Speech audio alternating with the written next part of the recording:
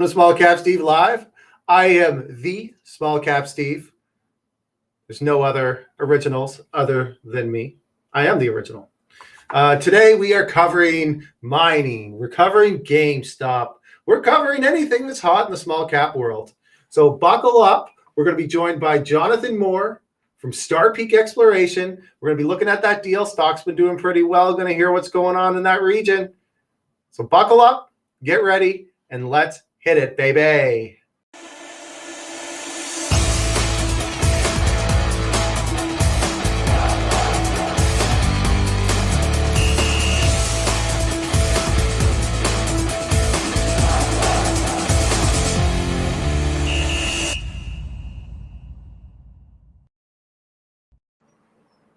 Mr. J. Lutz, how do you do? How do you do?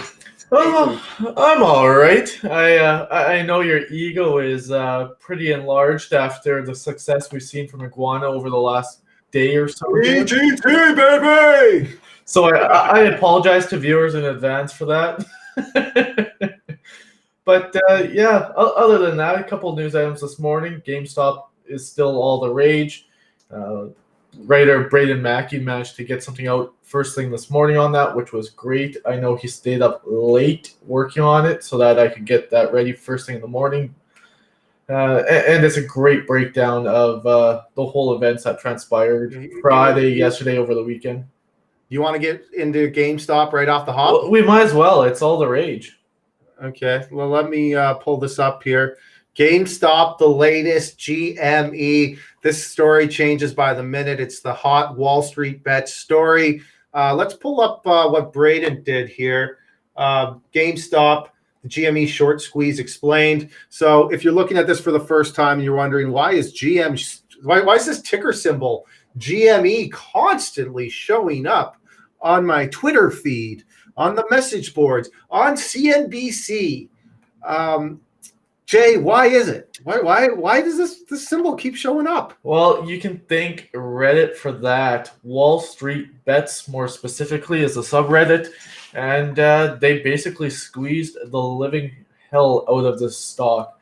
I'm told, or CNBC actually was saying that a bunch of people are likely going to be under investigation following this, and that's largely because apparently it's illegal to conspire to short squeeze a stock, which I find extremely interesting considering it's not illegal to conspire to short a stock. So I don't know why you can short but not short squeeze, which is weird, but we know that the market was not made for retail. Let's back it up a little bit here. So effectively what happened is there's this group, they're called Wall Street Bets. They are on Reddit, 2 million subscribers. We actually recently had Jamie who founded it. I'm not going to try to pronounce his last name because I'm going to screw it up. It starts with an R. I think it's, I don't know, I'm going to try. So they've got this group. It's a subscriber-based, Reddit thread. I guess they call them subreddits. And it's a whole bunch of millennials, often Robinhood traders, and they've got this whole just following of people who just like meme-able stocks, things that are funny, things that are happening with big cap stocks that are accessible on Robinhood. And the thing that's really changed the game here with Robinhood is that you've got all these retail investors. First off, they download an app. Second off, they don't have to have very much money to get started. And then third off, they're able to just play with exotic instruments like options. So this is something new. We've got this huge social media group that realizes, okay, I could trade options. Now, here's where it gets interesting. I'm new to having this camera right in front of me, so bear with me, folks. Here's where it gets interesting, is that when it comes to the options, what they've realized is that if they buy near expiry call options, which is the right to buy shares at a specific price, the market maker has to turn around and make sure that he's hedged and purchase the shares in the open market. So what we wind up with is a situation where the more options that all of the Robinhooders buy, the more buying in the actual stock that happens, which drives the price up. Now, GameStop has gone from like, I think around $4. Let's pull this up here. I made a nice little graphic for us. Let me get this up here for you guys. A nice little graphic that sort of breaks GameStop down. And you can see like this thing has gone totally parabolic. It's gone from $4 to, I think, $40, something like that. This is largely from this Reddit following. And I'm also missing out on one of the most important pieces of the story, which is Citron Research, which is a short selling sort of shop. I don't know if they're a fund or not, but they're one of those, groups of short stocks. They ended up being tremendously short the name. And as it went long, or as it started to rally and, the longs got longer, and the stock price went up, what ended up happening was that these large shorts in GameStop, they had to cover. So it just sort of created this feedback loop where, the stock price went up, meant that they would have to, they were more likely to have to cover because their margin calls came a little bit more, often, whichever shorts were there. And we just saw this thing go totally parabolic. Jay, you got anything to add to that? Yes, I do actually. So the one part that you seem to miss is while Citron Research was short, absolutely, a hedge fund actually effectively blew up as a result of what happened with GameStop. Melvin, I believe it's called Melvin Capital. Yesterday, they're actually forced to take a $2.7 billion loan from Point72 and from Citadel. Is it Citadel Research or Capital or something like that? Effectively, other hedge funds to fund the losses that it had from this. Now, the rumor is that they were short somewhere between 35 to 40 million shares plus puts on GME. So with this thing going from 40 to 140-ish, wherever it hit, they were forced to cover and they just imploded, basically, is my understanding of it, forcing them to take this massive loan. So, I mean, that's probably why the SEC is going to be looking into things, because love it or hate it, a larger player was blown up as a result. So now the SEC does something, whereas when it's a bunch of retail getting bent over, SEC doesn't really seem to give two shits. Retail gets fucked. The SEC doesn't care. But when, people who have influence get fucked, now they care. So I don't know. I find it interesting. This is, to be clear, this is market manipulation, and it's in fine print when you read the Reddit forums, right? They're buying the call options to try to force a short squeeze, to try to force the market maker to cover, to try to make the share price go up. That is the definition of market manipulation. But there's also a case to be made that anybody who's playing technical analysis is trying to manipulate the market. Like, oh, if this is a double top, the stock price is going to go down. So why not just, if you got a big enough book and it's, a small cap stock, why not just short the snot out of it once it gets and make the double top happen? Are you now manipulating the market? So I think that when people throw around the terms market manipulation all the time, this is like pretty clearly market manipulation, but I don't know where you draw that line in the sand. Yeah, that's the thing, right? Where do you draw the line? I mean, like I said, so now it's suddenly a bad thing that a couple of buddies talk and they all decide to hop in a stock. Sure, that's a mass oversimplification of what Wall Street Bets did effectively, but that's really what it gets down to, right? To me, it's a load of hogwash that the SEC would even look into it. I mean, I'm sure they'll stick something to them and effectively ban the subreddit so that the majors can continue with their crony capitalism at the end of the day, right? But that's just how the world works, and that's the world we live in, right? Right or wrong, that's really what happens. Those with influence are going to use their influence. Yeah, I don't know how the SEC even feels about short sellers, quite frankly. I don't even know. Does the SEC give a shit about Andrew Left and Citron? Maybe not Andrew Left and Citron, but it cares about the hedge fund that blew up and had to take a $2.7 billion loan, right? That's still a short seller. Yeah, and it also brings up an interesting point too, which is this is kind of what my accountant tells me, which is, and this is sort of the unfair part of the tax game, is people who fight tend to win, and usually people who fight issues when the CRA calls with an audit are people with money, because they've hired an accountant who's going to go do that fighting for them. So I think that part of the issue with all these retail investors is, if the SEC ends up going after them, are they going to have the muscle collectively as a group to fight back? That's going to become a part of the equation, I imagine. I don't think the SEC is going to look into this. I think that this is a can of worms they don't want to open.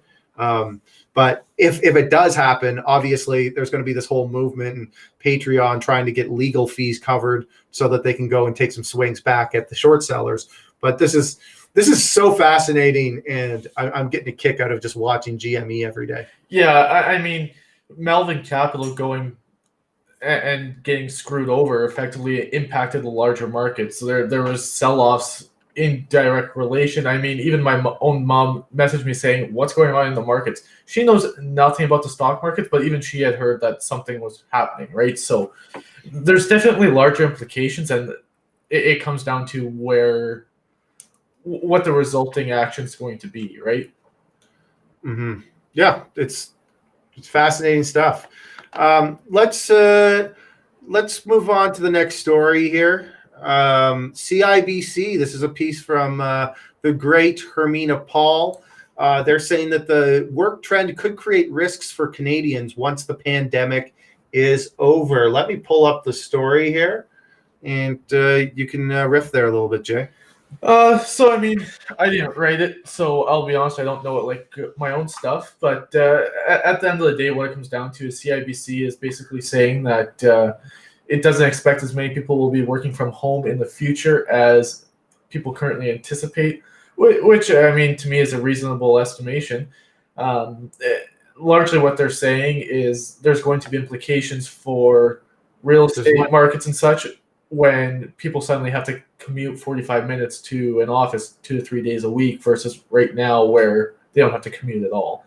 Less productivity, right? Because when everybody's working from home, what we found out about the pandemic and this real-time economic experiment that is COVID-19 is, I think that people are like, I don't have to spend 2 hours a day going back and forth to work. I just roll out of bed and I start working. It's created a lot more productivity, and I think that's kind of what they're getting at. They're also getting at this idea that people moved into the suburbs, they overpaid, and they're going to realize that they have to move back into the city. I don't think it's that simple. I think that that's an economist sort of grasping at straws. Anybody who moves out to the suburbs, they assume that if they're going to have to start going back to work, they're okay with the commute. And obviously there's going to be some cases where people are like, this is ridiculous, but they're not going to make those decisions 6 weeks into the commute. They're going to make that decision Yeah, it's not all a collective at one time decision, right? One other thing they pointed out is that it's going to be devastating to these communities where asset appreciation has gone up so quick, and then it's just going to see the bottom fall out. When have we seen the bottom fall out of real estate in Canada? In really anywhere, even condo prices, has the bottom fallen out even with everyone wanting to get out? Sure, they've gone down a bit, but it's not as drastic as I personally expected as a result of the pandemic. Yeah, it's I find for myself, I've never been busier since COVID-19 happened. When COVID-19 first happened, it was like, okay, everything's going to slow down, and we're going to be all just doing whatever we can to make ends meet. And then it just turned out the phone started ringing and it hasn't stopped since. Which there's so much interesting components to look at, because we've got a bunch of sectors that have been totally shut down in the economy, such as services, stores, restaurants. But then we've got this other section that's been totally booming. So as we start to see vaccines get rolled out, which right now in Canada is becoming a bit of a thing. They don't know if they're going to get enough vaccines for everybody who needs their second shot or even their first shot in these upcoming rounds that we're all kind of on the list. So that's a whole nother side topic. But it's going to be interesting to see what happens as the economy ramps up. We've injected a ton more capital, or not capital, liquidity, cash into the system. What's going to happen when the economy actually, is? Because I don't think we've seen full productivity yet. I think once those services all start to open up again, we're going to see productivity really start to really ramp up, and that's my prediction, is that we're going to see quite a bit of inflation, because we're going to maintain a lot of this productivity that we found by just simple ways of being more productive, rolling out of bed, going straight to work, not spending 2 hours on a GO train. And then you've got a whole subsector that's going to start to come back to work. It's going to be really interesting to see what happens here. I'm banking on inflation kicking in. We've already seen it with asset prices, but are we going to see it with tomatoes and toilet paper and bananas and toothpaste and all those products that affect the lowest wage workers and tend to cause a lot of civil unrest? Anyways, kind of went on a side rant there. Let's talk power band briefly. They put out some numbers. What can you tell me here, Jay? So numbers were anticipated by a lot of people, but I think these numbers were still quite surprising. So basically, the company this morning said that in December, their subsidiaries combined generated $6.1 million in total revenues.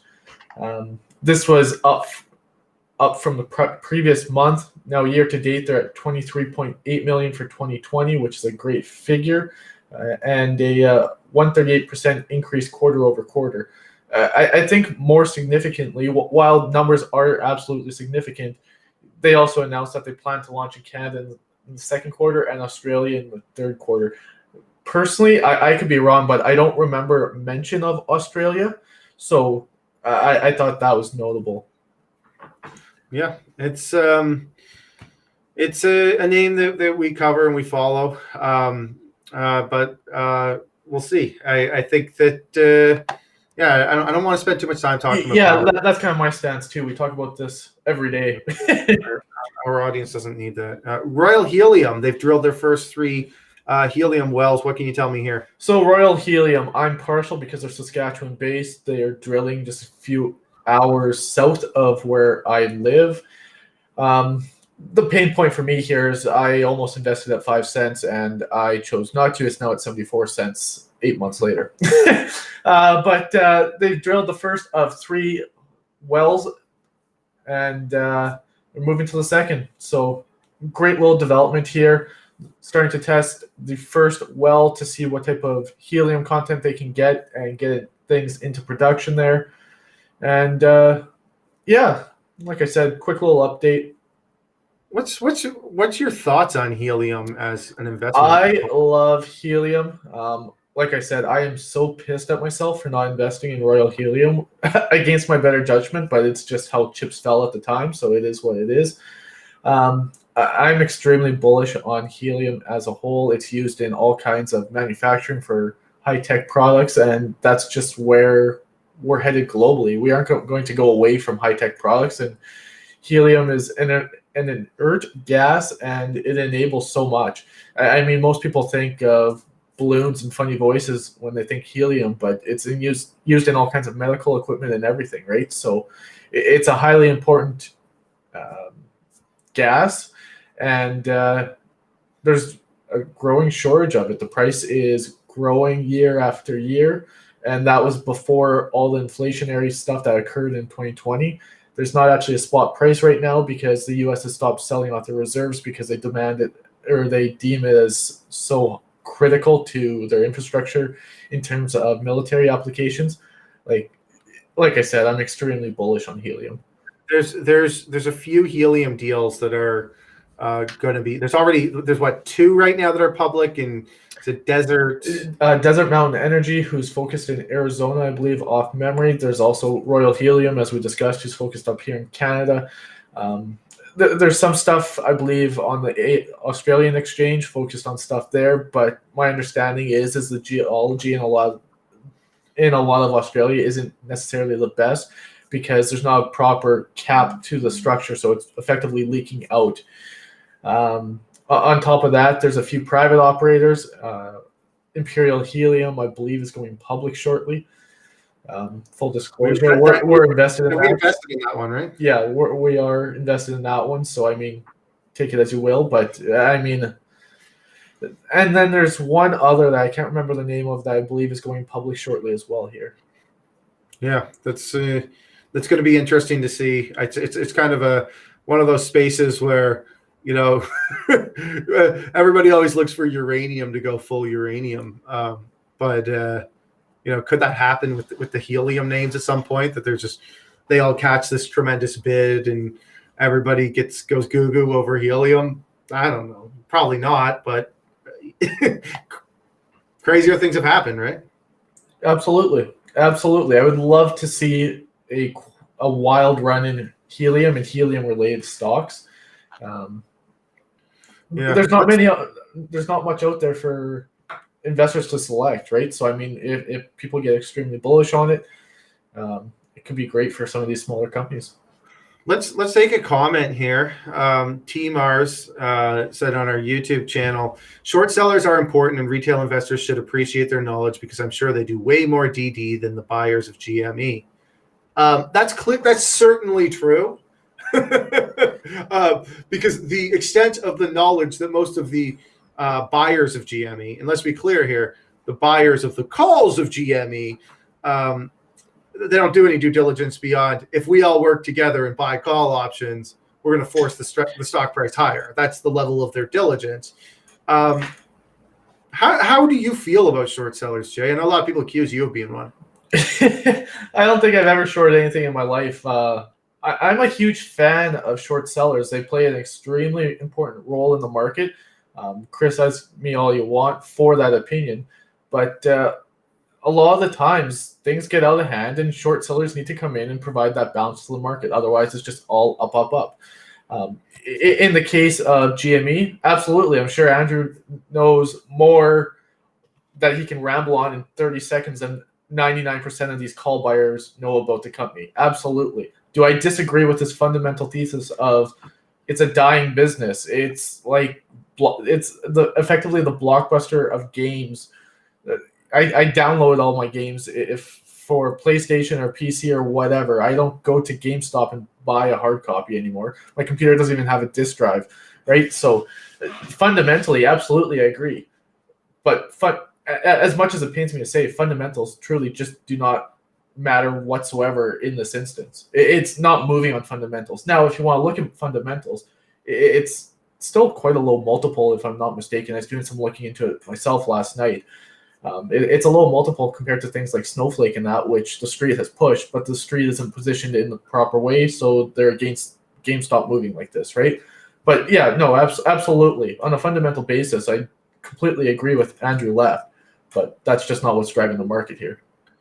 So, I mean, this is just like in the last year, they've generated $200 million. Look, this is really high level. You know, I haven't sat around and taken a look at their balance sheet when their debt's coming due, how coronavirus has affected their business, any of that stuff. I don't know anything about. But if I just look at like the last 12-month picture here, I mean, obviously at today's prices, it's actually like it's not bad. Trailing 12-month of 5.2 billion and a market cap of 6.2 billion. That's not a bad price if you really want to compare to other companies that are publicly listed. And in the last 12 months, they've generated positive operating cash flow. Now, look, last quarter was a fucking bath. They lost $185 million in operating cash flow, which I believe was the September quarter. So that's a lot of COVID stuff. A lot of their stores were shut down. But the thing that, and we talk about this with a lot of the small cap CEOs on this program, which is, you know, and it was who did we have on yesterday? It was Steve White from Harvest. He said one of his goals by the end of the year is to clean up the balance sheet. When you have a stock that works, you ought to clean up your balance sheet, and that means say no to convertible debt, raise some money at high prices, pay off any of the debt that you have, and suddenly your balance sheet's clean. If you got any warrants or options that you can accelerate or cancel, get that taken care of. Get everything converted, get rid of that overhang, and clean up that balance sheet. So look, I mean, GameStop, and this is really what I'm getting at here, is GameStop might have some challenges because of COVID. They might be losing money currently, but they got a stock that's working right now. And if there's ways that they can use that to their advantage to go raise money and clean up any of those issues that, like, COVID might have put them in the hole to the tune of, losing $200 million in operating capital last quarter. But who cares if you can go, raise $1 billion with your share price 20 times higher than you could have ever expected? Well, absolutely. I mean, the best thing for them to do would be an ATM. I believe they did an ATM in December. I could be entirely wrong on that, but I thought that's what I read. Now, I think that ATM was only for $100 million. But I mean, right now they could legitimately do $1 billion ATM without problem. I mean, Hertz tried to do it while in bankruptcy proceedings. There's no reason GameStop should be able to get that as right now. It's not like they're bankrupt. And I mean, the best tweet that I saw regarding GameStop was, it effectively was summed up as, if they want to get the tech multiple or move into the new realm of gaming, they have this company. The best thing for them to do would go into the avenue of esports so that they can get some stupid tech multiple. And suddenly, right now at current prices, at that $90.09 or whatever it is, it looks super cheap to not like institutions and retail and everything else. And suddenly those that bought at $90 look like geniuses, even though this thing was at $4 a year ago, right? I mean, right now we're operating in an environment where everything's based on multiples for tech or anything of that sort. If GameStop, who sells tech-related hardware, if they're able to just turn it into getting a tech multiple, it'd be considered extremely cheap, right? It's all about your marketing in this instance. Mm-hmm. Yeah, I mean, we see this happen on the micro cap and small cap level every single day, and do what you can to adjust, raise money. You got a stock that's working. You can solve a lot of problems. I don't know enough about their business to suggest what lines they can get into to make them more modernized, or find ways to get recurring cash flows, or turn it into more of a true tech-based multiple. I'm sure that there's things that they can do with cash. They certainly will be able to buy themselves some more runway. I can't imagine that they're not going to announce some sort of raise with the stock at this level. Heck, even if that raise ends up only being at $45, I'm sure that they'd be pretty happy with it. So we'll see. It's a story I'm sure we're going to keep watching, and we're going to be seeing a lot more talk about, is it manipulation? Should the SEC go after them? A lot more belly aching, but you know what? I think that it's great to see retail investors finding ways to work together and getting more involved, and we'll just have to see how the SEC feels about it. Yeah, I can imagine how the SEC feels about retail getting ahead. They don't even want us involved in private placements. Yeah, well, they don't, and that's part of the reason. Like, somebody wrote an article not that long ago complaining about the Canadian junior markets in the Globe and Mail, and they got all these quotes from the OTC markets people, and it was like, you could tell that there's a lot of sour grapes, that there's a lot more interest in the Canadian junior names than there are in the OTC pure names. And the OTC guys, they didn't really seem to like us, Canadian junior guys, but I don't know really what to tell you other than to say that we're a lot more. We want to support these junior deals. We want to see things go better, but there still are problems here, even, right? Like why can't the butcher, the baker, the candlestick maker easily access private placements? And that's beyond me, and it's a whole side conversation. But we just had Jonathan Moore check in, so let's bring Jonathan on. Jonathan, can you hear us? Loud and clear. How you doing, Steve? I'm doing great. How are you? Yeah, doing well. Thanks. So you are CEO of Star Peak Exploration. Let's start off with the quick little 2-minute elevator pitch for Star Peak. All right. We built this up rapidly, but rather quietly over the last year.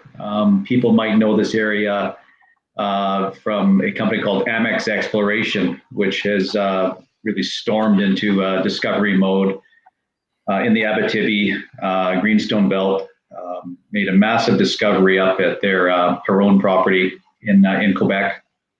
We were all early investors in Amex, really saw the potential and really what they were developing in this, historic area. All the biggest mines in history have all been in this Greenstone Belt, all the majors.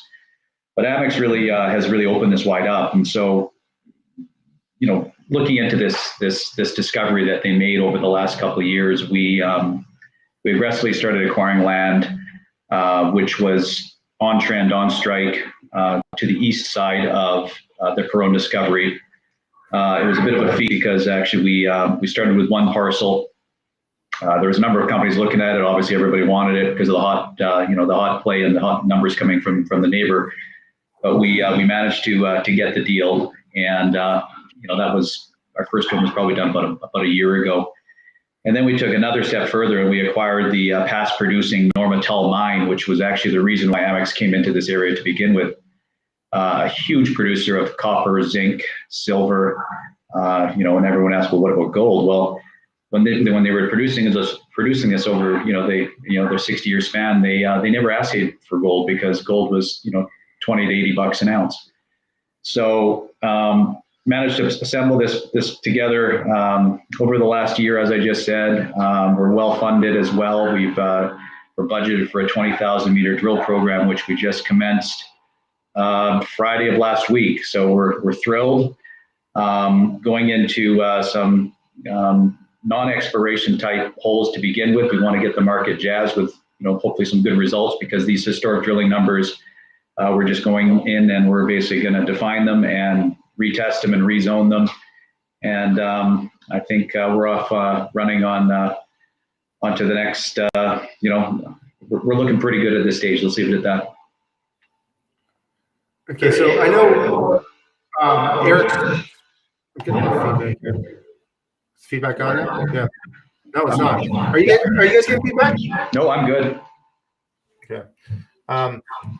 So I know Eric Sprott was heavily invested in Amex, sorry. What can you tell us about that?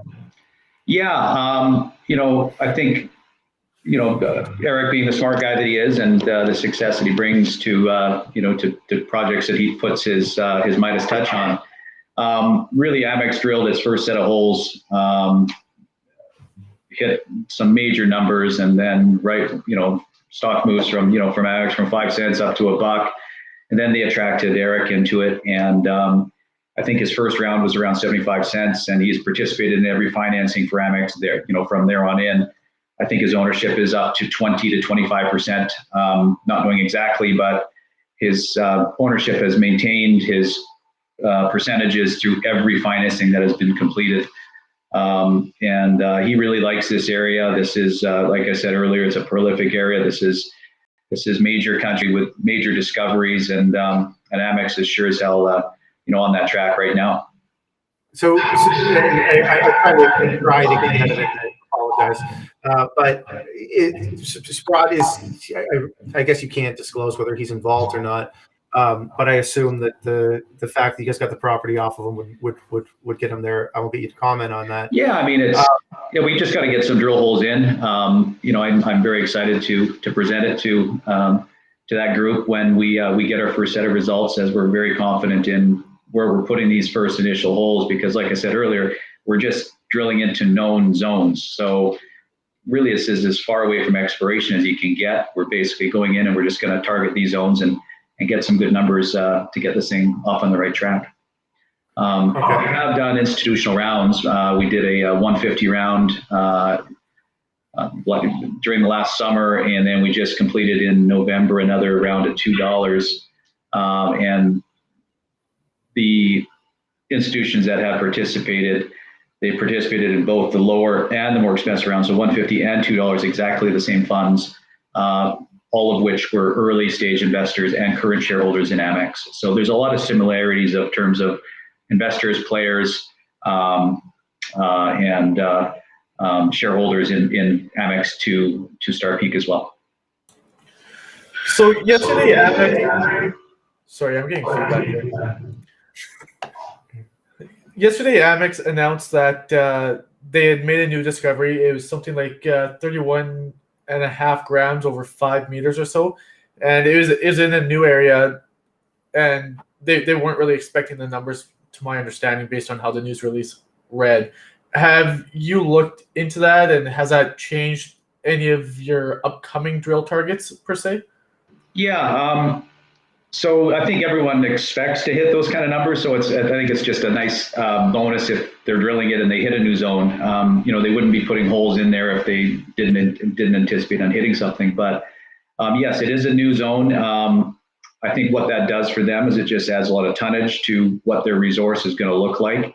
This is extremely high grade stuff. I mean, this stuff is running, what was it, 6-7 meters or 5 to 7 meters of 33 grams per ton.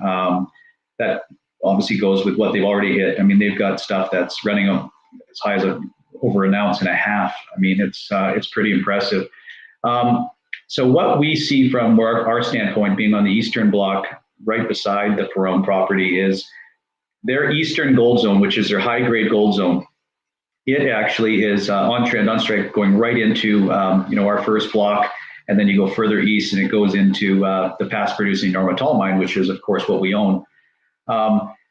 Their last drill hole, I think, even on that eastern gold zone, which is their high-grade zone, is I think they were within 750 meters of the boundary.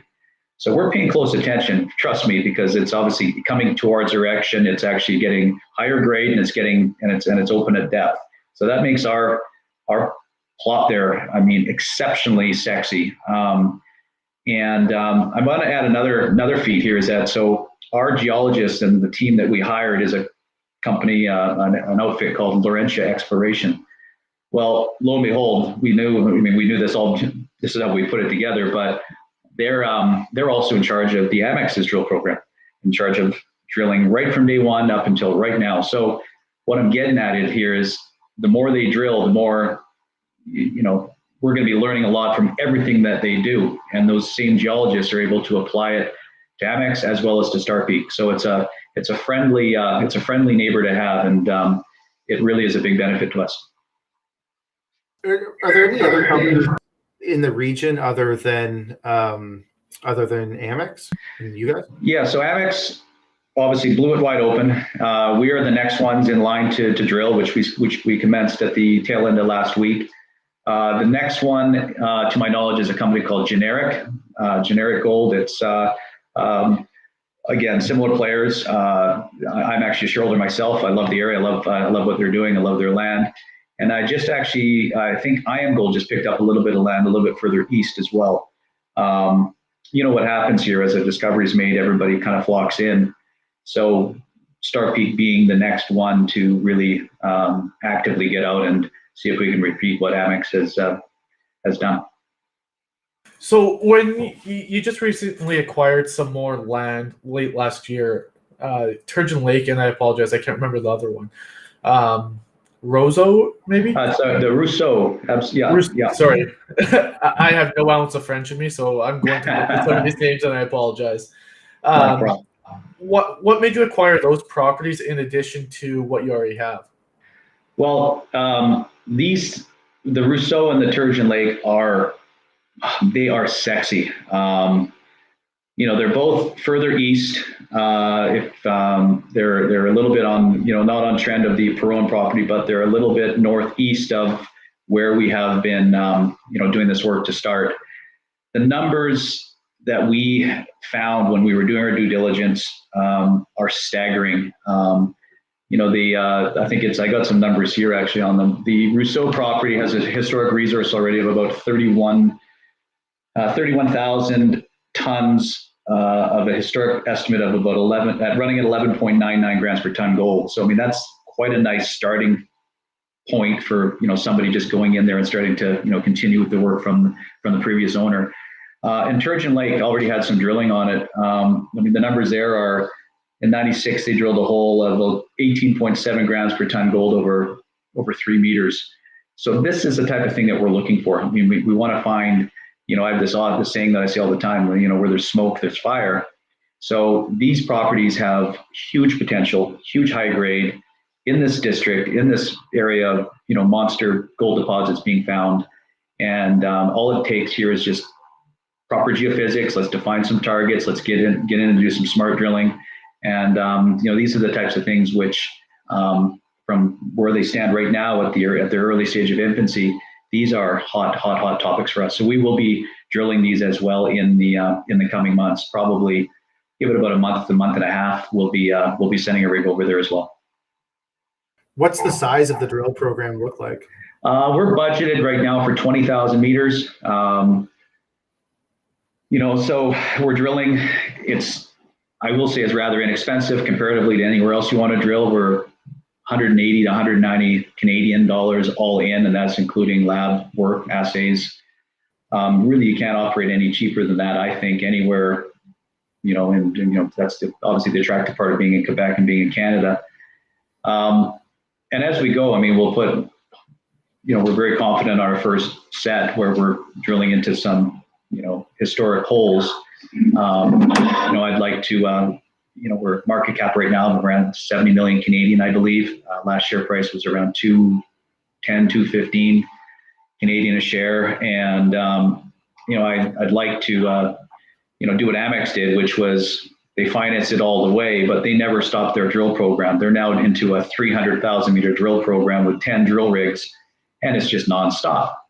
So the good thing for us is, Whoa, Amex is doing a 300,000 meter drill program. Did I hear that right, or did I drink too much last night? No, they upped it. They start off with the 20,000 meters, and you up it to 50, you go to 100, and because of their, they keep hitting beautiful high grade numbers, and this thing's just getting bigger and bigger and bigger and bigger.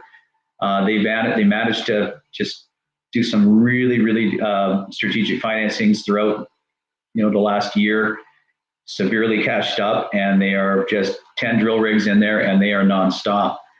So my plan with Star Peak would be something along the same lines. I can't say 300,000 meters, that's a hell of a lot, but I will say we want to be able to really just keep these rigs going. And I think we can do that by putting some good results out to market, which we're very comfortable about and confident for. And you basically just keep drilling. So what kind of depths are you drilling to, and what can we expect in terms of quantity of holes? Well, depths are, if you look at Amex, they're drilling down to, a kilometer and a kilometer and a half in depth, and it's open. I think with what we're looking at initially with our property, with the first set of holes on the new Metal, is really you have an upper zone. So the historic data that we have is we have all the historics from the upper zone, and then we have all the historics from the bottom of the zone, which is down about 1.2 kilometers. And really the part that excites us is that middle zone that they have drilled, they didn't assay. So we really believe that this whole structure is mineralized. We'll know here in the coming weeks. So depending on the size of your hole, you're looking at probably say a kilometer, and you just keep going from there on in. Some holes you might, it's just if you have shallow mineralization, then you bottom out. You might reassess. You might go deeper. It all depends. But I will say, and I remember mentioned it earlier, that Laurentia, the people doing our drilling and our chief geologists, they've already drilled 180,000 meters next door. So we will know a lot when we see core coming out visually, what it looks like comparative to what they've seen. So we're really, it's almost like we've already drilled 180,000 meters, put it that way, because we have all the data which is public and what the rock type looks like. Sorry, cat's running around in the background driving me nuts. So I guess at the core of it, you've got this team that is highly experienced. They know exactly where to look, and they're just basically copying everything they did next door because it's the exact same mineralization. So what's the longer term plan for you? What are you looking to get done this year, next year, and onwards in terms of based on what you already know of the region? Well, I mean, it's quite simple. It's just drill, drill, drill. When you have an area like this, Amex is constantly drilling, constant news flow coming out as well. It's brought attention and a lot of investor interest to the area. So, we got it. We got our land package. We might look at acquiring some more land as well, depending. Let's see how some of these results come in. But I do think the land package we have right now it's large.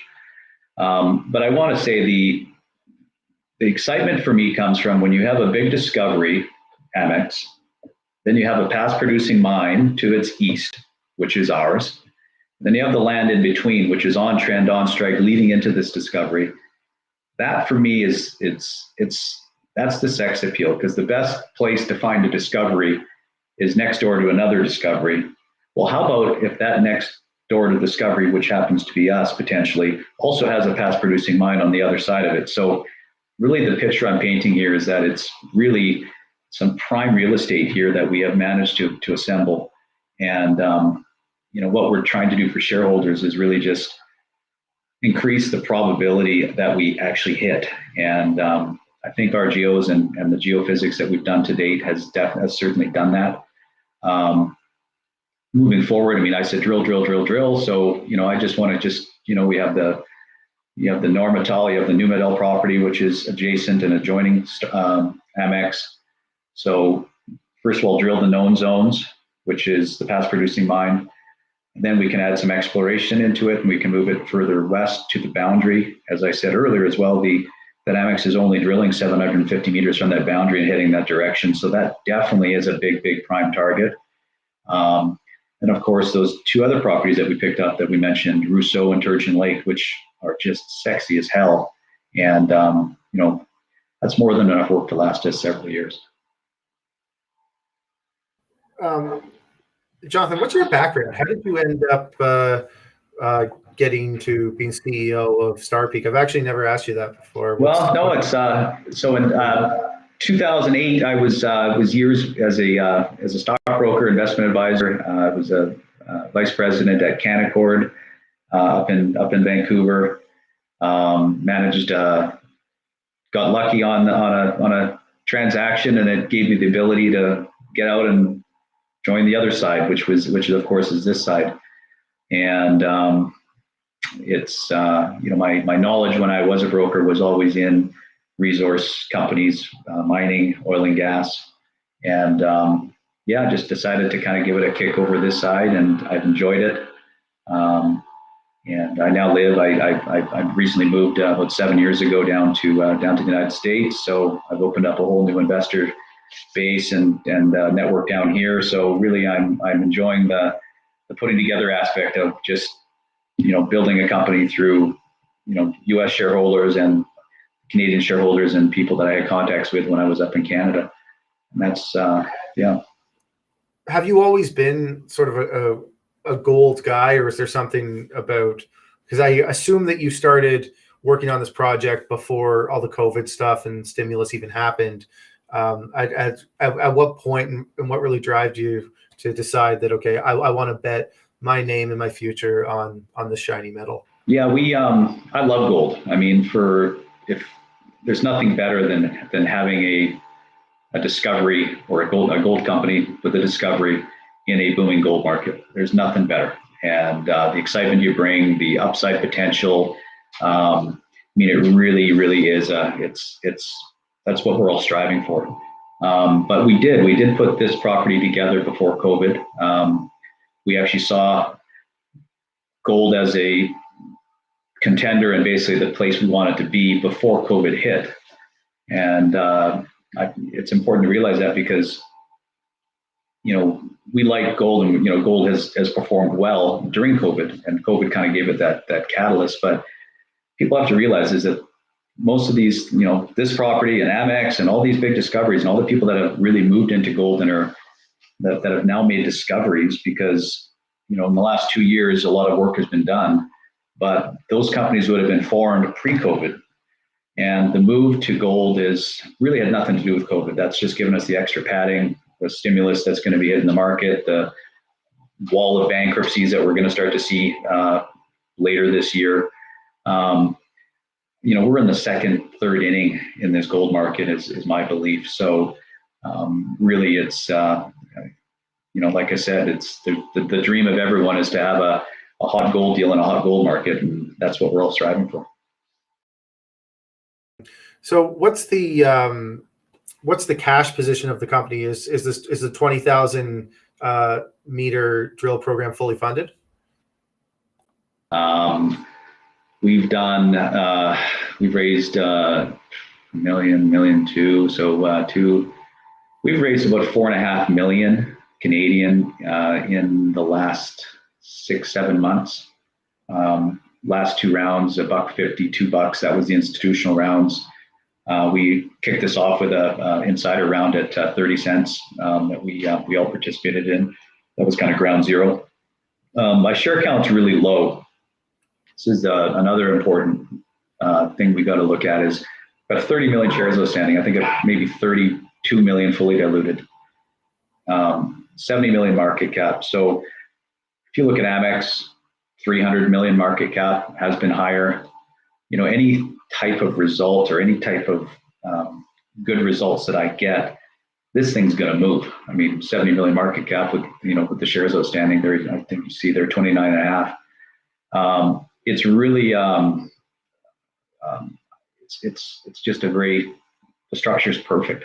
And we've done it on a tight budget. We've, no one's taking big salaries. We're all, management owns 35 to 40% of the company in shares. Institutions own another 25%.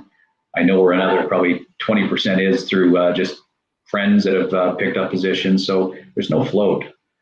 And so when you put a good news release out, or you pull a good hole on this, these are the stocks that just fly. And I'm excited. Yeah. Is Victor Canatori, I know he's involved in Amex. People often talk about it like that's his baby.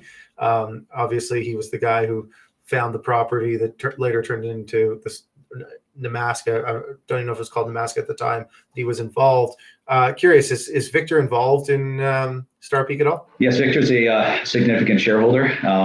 We have been friends for years. He did Nemaska. He was the property founder for Nemaska, that uranium play that went haywire and then ran out of money. But he was the one that founded that property. He wasn't the one managing it.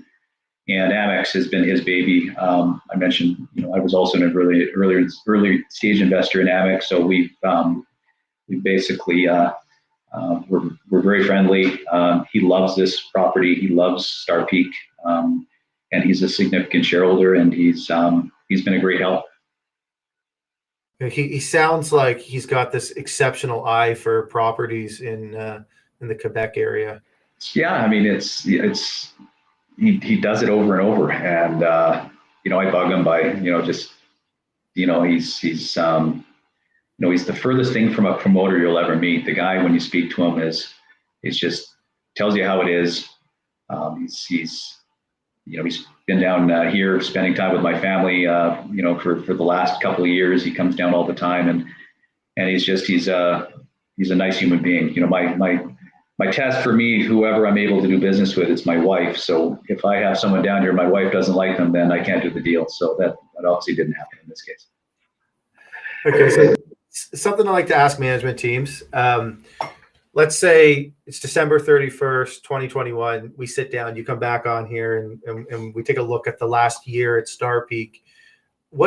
How should we judge your performance? Let's put stock price aside. Let's put grades and drill results aside. So obviously, you can't control any of that. But for us to say Jonathan did what he said he was going to do, it didn't work out, but he did what he said he was going to do. How would we judge you on that performance at the end of the year? Jeez. Well, I mean, it all is dependent on the gold market. Okay, so I don't think there's really too many people you ask what do they think gold is going to do this year. I think there is a major consensus that everyone believes that we're going higher in the price of gold. I'm on that same trend as well. I think we're going to have a very, very good year. I don't know when it's going to start. Please start any time, because it's been a bit of a slow start to the year so far for gold.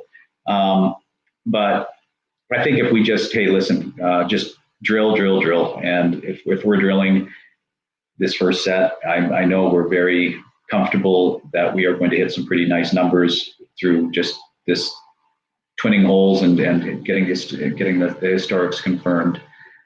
That'll give me the wind behind my sails, or wind in my sails, to basically get this and kick it into over gear by attracting more financing dollars at higher prices. It'll give me a treasury which just allows me to go out and just drill the crap out of everything.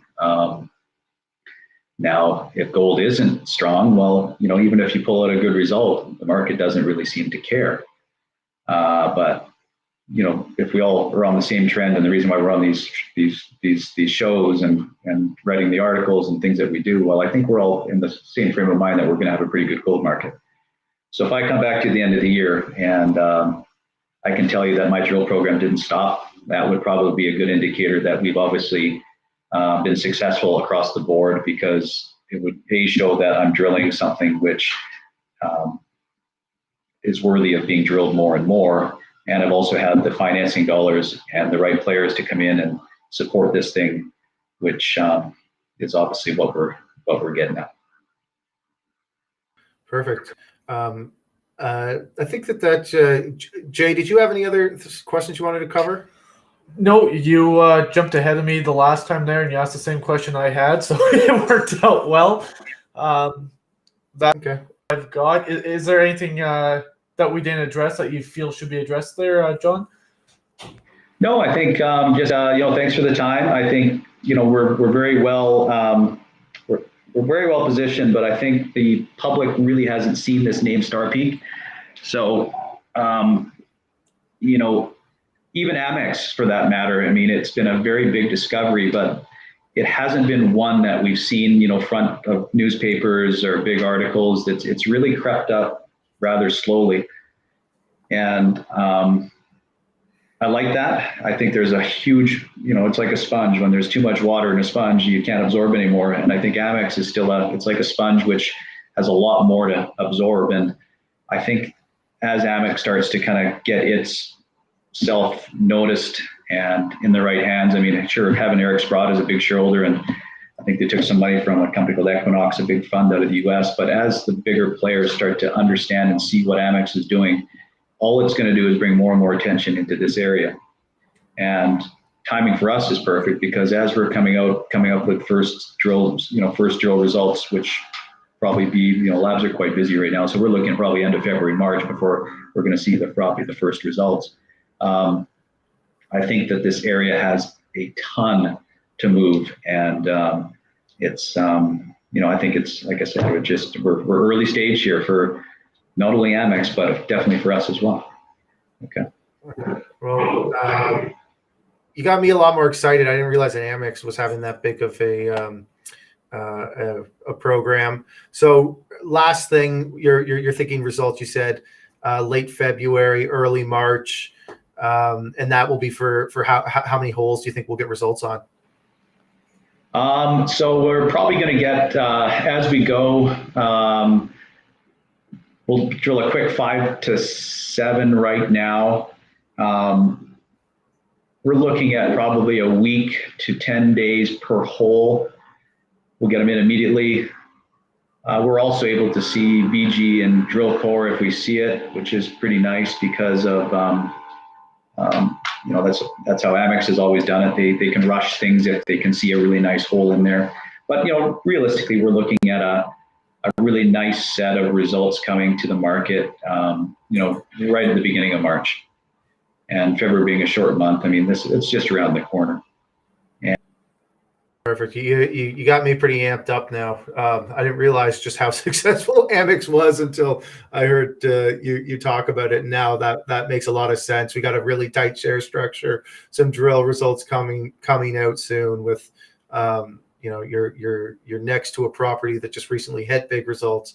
So the stage is set and the expectations are high. Let's see what happens. But certainly with the share structure, it could get quite fun if you guys hit a big hole. Yeah, thank you. It's we're definitely anticipating it. We're ready for it. We just, like I said, let's just keep the drills going. Perfect. Thanks so much for joining us. I apologize. I think Jay and I got thrown a little bit off. We've had a little bit of feedback, and it's kind of screwed up our questions a little bit. But we are, we're long this name. They've been an advertising client of ours in the past. Currently are. We think that this is just a great name for our audience to continue to investigate. Hot area. And Jonathan, thank you so much for taking the time to join us. We really appreciate the time. Yeah, thank you. And if any viewers have any other questions, just go to our website, numbers on there, give us a call, and we're happy to answer any questions you guys have. Okay.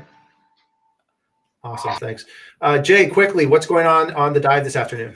So on the dive this afternoon, we've got Mr. Red Lake himself, Tim Toomey, who is joining host Cassandra Leah on the daily dive in about a half hour's time here. On top of that, I have some stuff coming up from Jim McFadden. He has been on a great roll as of late. Tons of demand for his content. This morning, as we discussed, we've had some great content put out by Braden and some great stuff by Hermina as well that came out while we were live or just before we were live. I can't recall. So, yeah, busy day as always over at the dive. And as always, entertainment purposes only. We are here with opinions and nothing else. Neither myself nor Steve hold any financial licenses or designations. Okay, perfect. So thank you, everybody who joined us today. You could have spent your last hour staring at any screen in any place in the world, but you chose to spend it with us. We appreciate that. If you're watching this on YouTube, please like and subscribe. And tune in tomorrow. We're going to have Kurt Marvis, one of the original guys at MTV, talking about Q Media. And Kurt's always a fun hang, so I'm looking forward to that one. I didn't even know he was here. That's great to hear. It's been a while since I've had the chance to talk with Kurt. Yeah, Kurt's a fun guy. I always enjoy chatting with Kurt. All right, so let's call it a day, and we'll see you guys all tomorrow.